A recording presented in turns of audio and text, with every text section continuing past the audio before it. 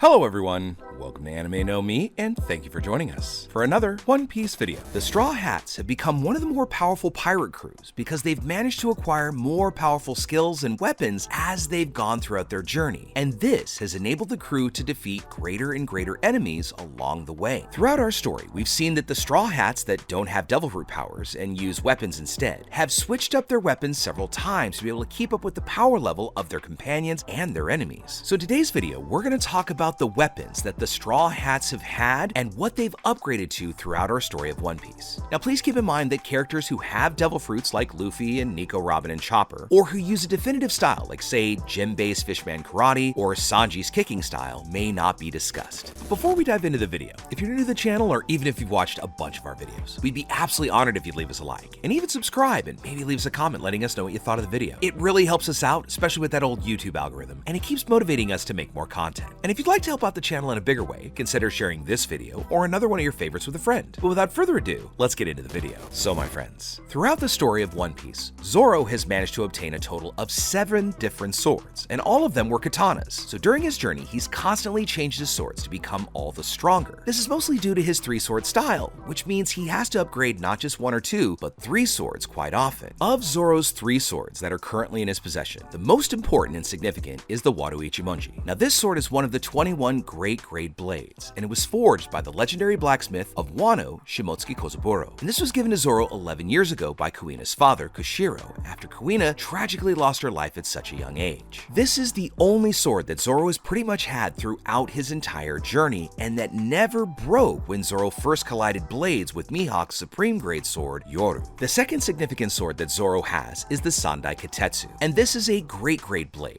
and is a Maito sword, which means that it's cursed and could bring great misfortune to his owner. This blade was forged by the great blacksmith of Wano, Kozuki Sukiyaki, and had been given to Zoro 2 years ago in Logtown by the arms deal Ibumatsu. And finally, the third and most recent acquisition of Zoro is Enma, another one of the 21 great grade blades. And it too was forged by Shimotsuki Kozuburo and was originally wielded by the legendary samurai Kozuki Oden. Oden's daughter, Hiyori, who inherited Enma, gave it to Zoro on a promise that he would return Shusui to Ryuma's grave because it was considered a national treasure to the country of Wano. Prior to the battle in Onigashima during the Wano country arc, it was one of only 2 swords that had ever cut Kaido from the original 4 emperors. And this also gave him his only scar. Enma also has a special trait of extracting large amount of the user's haki. Before owning these 3 powerful swords, Zoro had other swords, but they were always destroyed or taken from his possession. So it's worth talking about really these swords. Starting with the 2 nameless katanas that were given to him as a child by Shimotsuki Kozuburo. They were used alongside the Wado Ichimonji for an unknown amount of time until they were broken during Zoro's first duel with Dracula Mihawk. For a time, Zoro also owned the Yubashiri, a meito that was formerly an heirloom of Ippon Matsu's family, and he gave it to Zoro after witnessing the swordsman's great fortune. While handcuffed to Usopp in Eni's lobby, Zoro had told him to hold the Yubashiri while he held on to his crewmate like the hilt of a sword, calling this a situational weapon, the Hana Arashi. Not long after, this sword was destroyed by an enemy named Shu, who rusted it through the power of his devil fruit in Eni's lobby, and it was laid to rest in the tomb of the Rumbar pirates on Thriller Bark.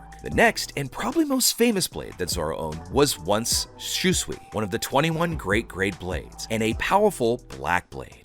This famous sword was wielded by the legendary samurai Ryuma and was a treasured heirloom throughout Wano country. Now it was stolen along with Ryuma's body by Gecko Moria and had been used by Ryuma's corpse when he'd become an animated zombie by getting a shadow put into him. Ryuma himself bestowed it to Zoro after being defeated honorably by the swordsman on Thriller Bark 2 years ago. And Zoro had used it as a replacement for Yubashiri, but while in Wano, the sword was stolen by Kyukimaru in Wano country 2 years later and then returned to Ryuma's tomb. Now although Zoro truly has a right to own this sword because he is a descendant of Ryuma, he decided to let it stay in his tomb in exchange for Enma at Hiyori's behest. One other thing we've seen is occasionally Zoro has had to borrow swords, and one such moment was when he had swords lent to him by Johnny and Yosaku, and they were given to him because Zoro only had the Wado Ichimonji, and he needed all 3 swords to fight Hachan in Arlong Park. Afterwards, he returned the swords to them once the fight was over, because ultimately they weren't his swords. Moving on to our next crew member, we have Nami, who has already had several upgrades throughout her journey. Her fighting style tends to focus on using the climb attack to manipulate the weather around her. When combined with her immense knowledge of meteorology and weather systems and everything else she has, this skill can be used to devastating effect. Now, of course, Nami gained this ability to manipulate the weather because Usopp was the one to develop the Climatact. And this tool was originally just a kind of comic relief thing, but Usopp over time has managed to make it a much more powerful tool for Nami, giving it upgrades here and there. Through this weapon, Nami was able to combine several of her different functions to perform dangerous and useful techniques, such as creating a mirage of herself to distract an opponent, and even create powerful clouds of lightning to rain down on enemies. Following the Skypiea arc, Usopp learned how to use dials, and was further able to enhance the Climatact, creating the perfect Climatact. This enhancement gave her much greater power over weather, allowing her to easily perform these stronger and newer versions of the tricks that she could do with the original Climatact. This also meant that she could create more duplicates of herself using mist. Using this weapon, Nami was powerful enough to take out hordes of Marines and even CP9 agents, but there were still a couple flaws in its use, which made Nami accidentally use her skills on her companions unintentionally, so it meant that there was still a bit of collateral damage. After the time skip, her skills were greatly improved, after being able to easily destroy a bar and a submarine with bursts of lightning that can be compared more or less to a Nell's attack, becoming a truly formidable weapon. In the standoff between Neptune's soldiers with Usopp and Brook, she wielded the upgraded version of the Climatact that she now calls the Sorcery Climatact, a version capable of releasing bubbles of electricity that have multiple purposes, and she can now use and create weather in much more creative ways, such as throwing an egg that hatches to release a storm cloud that she can then control to defeat her opponents. This new Climatact was not only useful in battle situation, but also for regular daily uses like bathing and other unusual purposes. Next, the weapon was further upgraded with Usopp's Pop Greens and Franky's Genius, so Nami's new Sorcery Climatact is now the culmination of all of Weatheria's meteorological science. The Climatact can grow or shrink in length when different amounts of pressure are applied, and it's much easier to use and rotate, so you can use it physically to hit your opponents. The most powerful and recent upgrade that Nami got came about when she was able to capture the homie Zeus, the storm cloud that once supported Big Mom. Nami could use her Climatact to store Zeus inside, and when needed, she could use Zeus to supplement her Climatact abilities to perform even greater destructive lightning attacks. Big Mom did try to retrieve Zeus, but eventually lost control of him.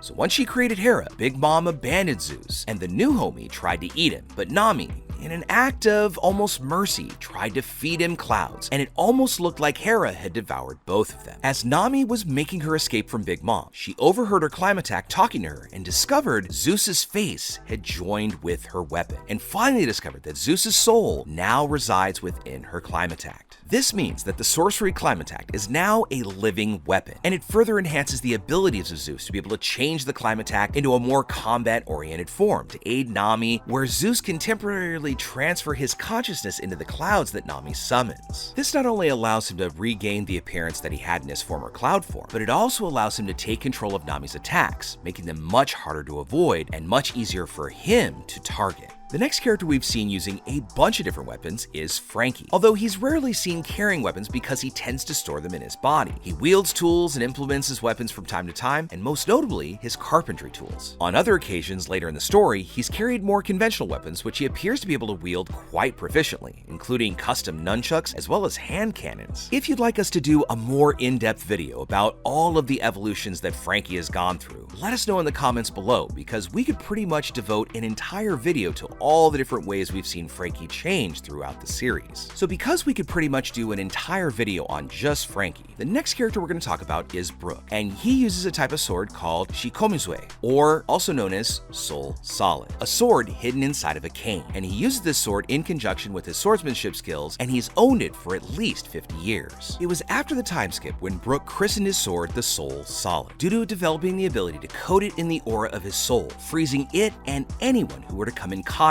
with the blade in the process. He also claimed that the Long Arm tribe had helped him sharpen his sword. And finally, let's talk about Usopp's weapons. Now, he's mostly used the same slingshot called Kabuto. However, Usopp constantly improves this weapon so they can adapt to different kinds of ammunition. Now, Usopp has other weapons, although they tend to be used more like comic relief, such as his giant hammer, which he says is extremely heavy, but is really more of a balloon and much lighter than you think. If you'd like to know more about Usopp and his evolution of weapons, be sure to check out our video on the channel channel called Usopp Reveals Why He Doesn't Use Real Weapons. And if you stop by, be sure to leave us a like and make sure you give us a comment to know what you thought. So there you have it, my friends. Those are the different weapon upgrades that our Straw Hats have seen, especially those that haven't had Devil Fruit powers. And with all that said, we'd love to know what you think about it. Whose evolution have you liked to see the most? And also, would you like to see us do a more in-depth video on Franky and all of his various evolutions? Make sure you let us know in the comments below. So as we wrap up our video for the day, we'd like to thank you all so much for watching the video, especially those of you who've made it here to the very end. Be sure you comment on any themes or ideas that you'd like to see in future videos. And also, since you made it this far, give us a like and hit that red subscribe button before you head out to take on the rest of your day. I hope to see you all in our next video, and let's keep sailing this giant sea together. Take care.